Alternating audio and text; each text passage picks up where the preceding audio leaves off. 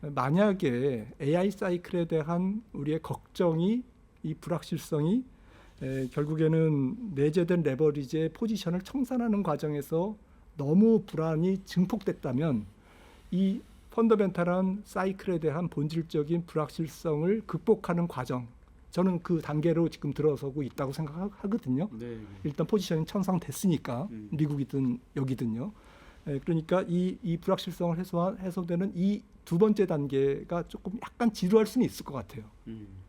워낙 그 사람들의 의심이 증폭되어 있는 상태이기 때문에.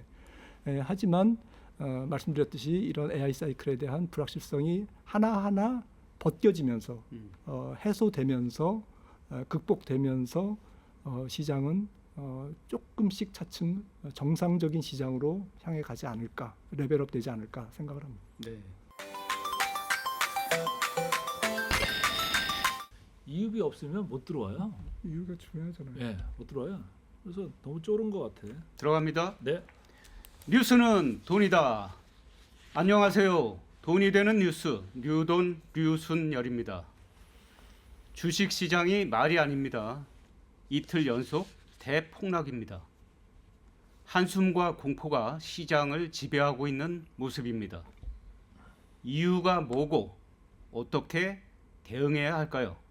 오늘 전문가 두 분 모시고 폭락의 원인이 주범이 무엇이고 대응 전략 어떻게 세워야 할지 알아보겠습니다. 자, 먼저 김한진 이코노미스트 김한진 박사님 자리하셨습니다. 네, 안녕하십니까. 어서 오십시오. 자, 함께 진행해 주실 K증시혁명의 저자 강관우 더 프리미어 대표 나오셨습니다. 어서 오십시오. 자, 여기저기서 한숨 소리 들립니다. 자, 일단 왜 이렇게 연이틀 대폭락을 하는 겁니까? 뭐 특히 뭐 10% 이상 코스피가 하락한 것은 굉장히 이례적인 현상인데요. 이렇게 10% 이상 하락하는 경우는 보통은 시스템 리스크, 뭔가 금융 시스템 전체가 이제 뒤흔들릴 때, 가령 뭐 2000년 닷컴 버블이라든지 2008년 리만 브러더스 사태였죠. 대충 뭐 자산 가격이 거품이 아주 극대화됐을 때 그게 이제 붕괴되면서 금융시장 전체를 초토화시킬 때 보통 이렇게 큰 폭의 하락이 일어나지 않습니까? 2000년 이후에 이번이 5번째라고 하는데요. 9.11 2011년인가요? 9.11 테러 때 포함해서 이번이 5번째입니다. 사실 이렇게 하락한 것은 사실 주식시장이 움직이는 3가지 요소를 뭐 잘 아실 겁니다. 첫째는 그로스, 기업이 성장한다라는 거. 두 번째는 성장을 하지만 비싸냐 안 싸냐, 밸류에이션. 세 번째는 리퀴더티, 유동성인데 제가 볼 때는 뭐 조심스럽습니다만 이제 이렇게 주가가 많이 빠지니까 그로스와 그 밸류에이션의 문제는 아닌 것 같습니다. 밸류에이션은 뭐 다 아시다시피 지금 뭐 PR이 5배가 깨졌으니까요. 예상 실적 기준으로. 그다음에 그로스도 지금 뭐 반도체 성장이 조금 둔화될 것 같다라는 조금 조심스러운 예측은 있지만 성장이 완전히 꺾였다고 보기는 조금 저는 동의하기가 좀 어렵습니다. 그래서 뭐 성장이 우리가 보던 것보다는 조금 둔화될 수 있겠죠. 100%에 가까운 확률로 이번에는 이제 리퀴더티의 문제인데, 가령 뭐 좁은 영화관에서 좁진 않죠. 영화관에서 영화를 보고 있는데, 반도체라는 영화를 보고 있는데 약간 뭐 매캐한 냄새가 난다든지 아니면 이상한 소문이 퍼진다든지, 그래서 좁은 비상구로 다 한꺼번에 뛰어나가려고 하다 보니까 이게 사단이 난 것 같습니다. 실적도 좋고 성장세도 유지되고 있는데 일시적으로 좀 놀라서 유동성이 좀 빠졌다. 네, 과밀화된 수급이 결국에는 약간의 트리거, 그것을 무너뜨리는 트리거가 일파만파 조금 그 균열을 굉장히 크게 가져온 이제 상당한 사건이다. 저평가 구간에 이미 들어섰다고 네, 보시는 거죠. 그렇습니다. 강 대표님. 트리거를 이제 말씀하셨는데 저도 이제 동의를 이제 하는 부분이 있습니다. 이제 지금 일시에 뭐 계속 매물들이 나오다 보니까 이게 악순환하다 보니까 어제도 그렇고 오늘도 그렇고 상당히 이제 반대 매매가 지금 나오는 것 같아요. 제가 이제 지점 있는 사람들 이렇게 전화를 쭉 돌려보니까 벌써 이제 반대 매매 체크 들어가서 담보율 다 점검하고 있고 엄청나게 이제 쏟아지는 것 같더라고요. 오늘도 보면은 개인들이 되게 팔자가 많잖아요. 그렇죠. 예전 같으면 개인들이 사가지고 지금 이제 바쳐야 되는 이런 건데 오늘 외국인이 이렇게 많이 팔지는 않았거든요. 맞습니다. 네, 아침부터 근데 개인들이 지금 지금 가지고 있던 신용 물량들이 아니 삼성전자 하이닉스 사놨는데 좋은 회사라고 해서 저평가라고 해서 사놨는데 그게 지금 팔리게 생긴 거예요. 신용으로 산 사람들은 네, 네. 현금으로 산 사람들은 상관이 없는데 그래서 저는 트리거 우리 박사님이 그 용어를 쓰셔가지고 그걸 여쭤보고 싶은데 저는 이제 그런 얘기를 많이 했거든요. 레버리지 ETF에서 지금 많은 문제가 파생된 거 아니겠느냐. 레버리지 ETF로 사람들이 포모로 돈이 많이 갔지 않습니까? 그러니까 다른 거 팔고 가야 되잖아요. 그러니까 본진에서 사실은 막 경쟁을 하고 기업한테 돈이 흘러가게 해가지고 좋은 선순환을 마련 이렇게 했어야 됨에도 불구하고 이상한 괴물 같은 레버리지 ETF를 만들어서 돈들이 빠져나가다 보니까 거기에서 뭔가 안 좋은 작용으로 계속 이제 발단이 돼가지고 여기까지 온 게 아니겠냐. 도미노식으로. 예. 그래서 지금 웩더덕이라고 해서 막 꼬리가 몸통을 흔드는 게 어쩌다 보니까 지금 지수를 지금 9,000대에서 6,000도 깨고 내려가는 뭐 이런 사태까지 지금 네. 생기지 않았겠느냐라는 이제 생각인데 저하고는 뭐 이게 또 다르실 수 아니습니다. 있으니까. 저도 뭐 비슷한 생각인데요. 네. 레버리지 ETF가 뭐 전체 이유는 아니지만 강 대표님 말씀하셨듯이 상당히 많은 작용을 했다. 가령 뭐 3월달에 이란과 전쟁 미국이 할 때 코스피가 한 뭐 25%그 정도 빠졌거든요. 예. 그랬을 때는 뭐 그 감당했습니다 시장이. 근데 이번에 이제 고점 대비 6월 19일 9,385포인트 코스피 고점 대비 이제 4,100포인트 43%가 오늘로 빠졌는데 레버리지 ETF가 거의 한 저는 뭐 정확하게 계량할 수는 없겠지만 예. 한 절반은 레버리지 ETF 효과라고 생각합니다. 예, 강론으로 들어가기 전에 한번 총론 격의 질문을 먼저 한번 드리면 그러면 지금이 투자 기회냐 이렇게 폭락할 때가 아니면 위기의 시작이냐 어떻게 보세요? 저는 뭐 한 수개월 후에 오늘을 되돌아보면 그때가 저점이었다 이렇게 얘기할 것 같습니다. 예, 예. 투자 기회다 이런 말씀이냐? 저는 그걸 이제 숫자로 조금 이제 백업을 해드리고 싶은데 제가 지금 화면을 좀 띄워놨거든요. 예. 보시면 우리가 이제 선행 PR 그러면서 이제 10배 간다 이렇게 막 떠들었었잖아요. 근데 저는 그렇게 뭐 동의는 안 했습니다만은 그런데 어쨌든 지난 17년 거 제가 쭉 이렇게 숫자를 보니까 제가 이렇게 동그라미 쳐놓은 데가 있지 않습니까? 오른쪽이 지금 현재거든요.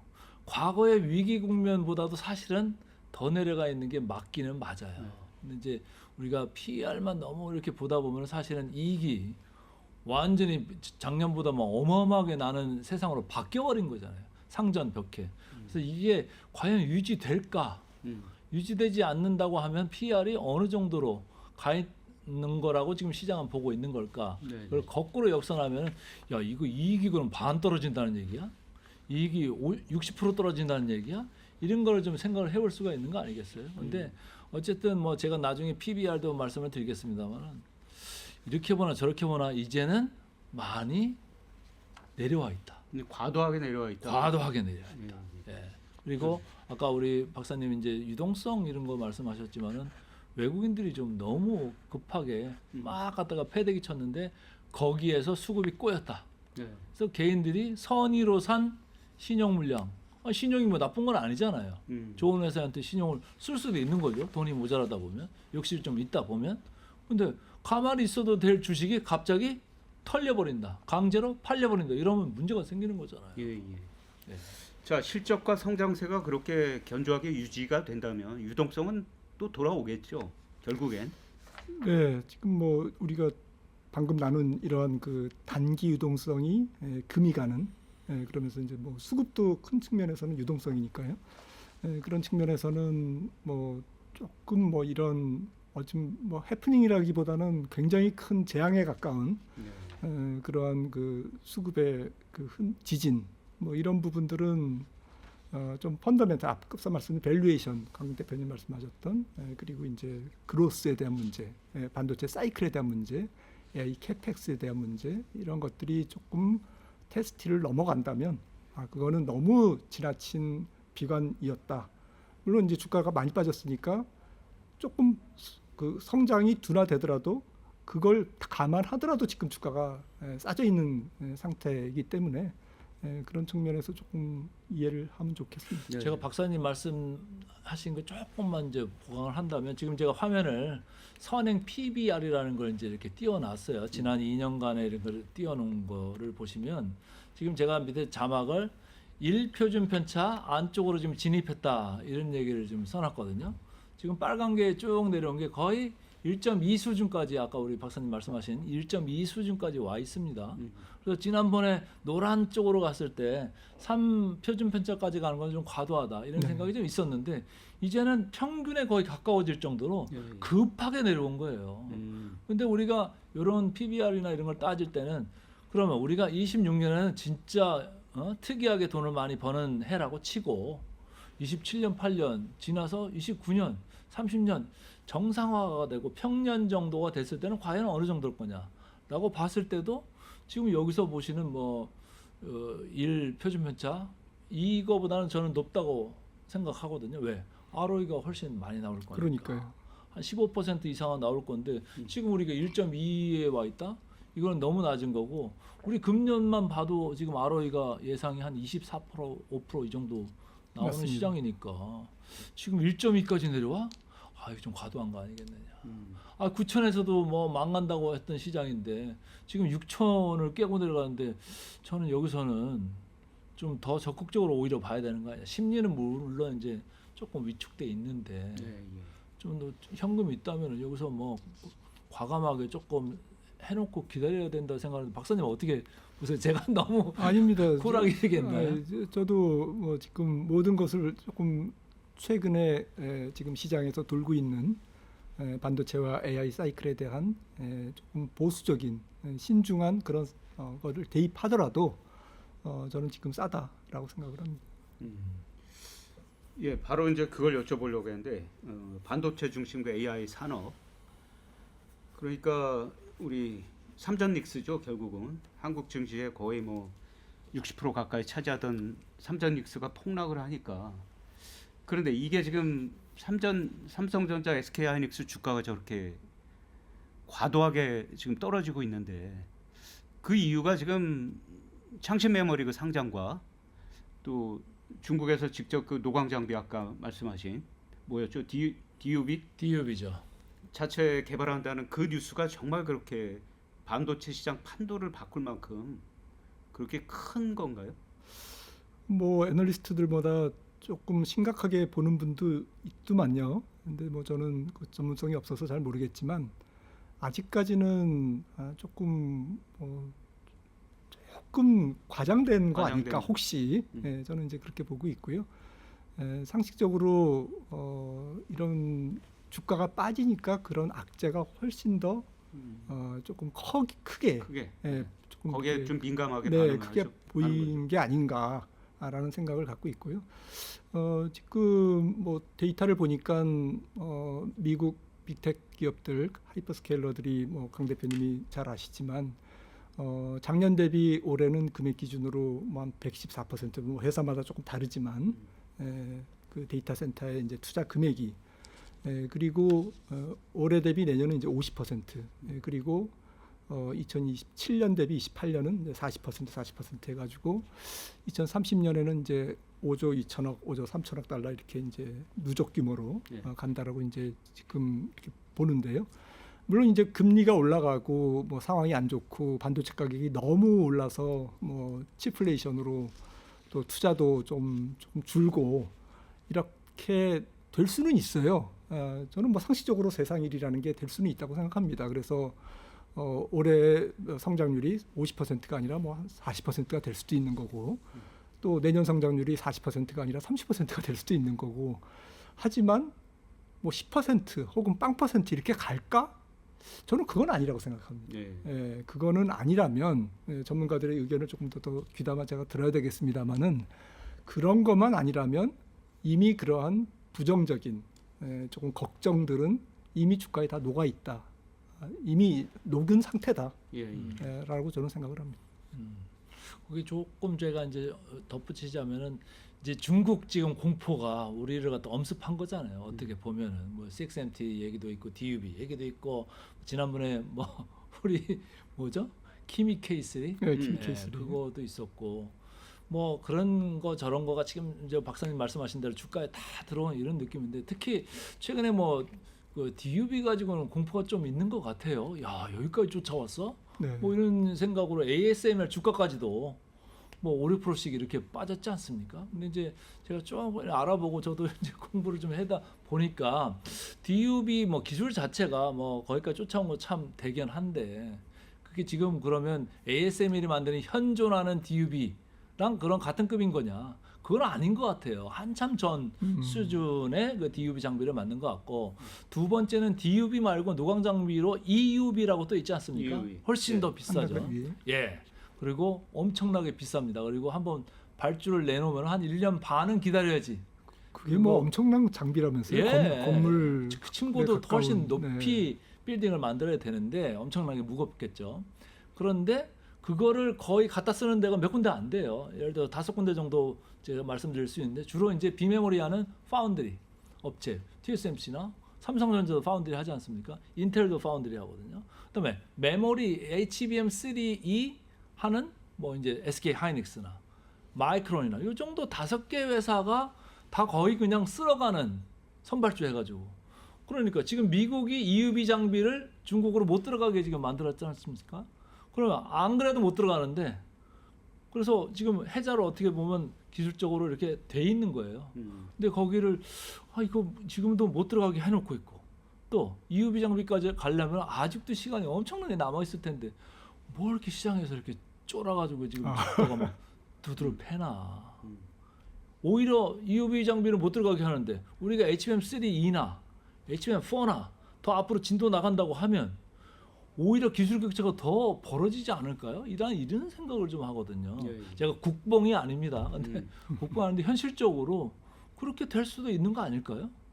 예, 그리고 최근에 김영범 정책실장께서 욕은 뭐 엄청나게 많이 드시고 계셔가지고 오래 사실 것 같은데, 근데 그 양반이 한 얘기 중에 또 하나 일리 있는 얘기는 뭐 호남권에 이제 캐파를 갖다가 많이 늘린다고 지난번에 대대적인 발표가 있었지 않습니까? 네.